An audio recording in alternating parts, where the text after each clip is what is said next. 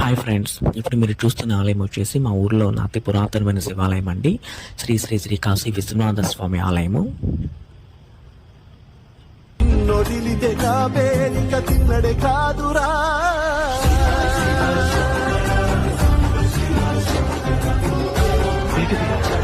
నీకంటే మీరా ఆకలిసా నోటికాడు కూడా లాగేశాడనా కంటి కన్నే ముందు నా కన్ను నాది ఇది నీదేగా ఆ కన్నుకి ఈ కన్ను ముందు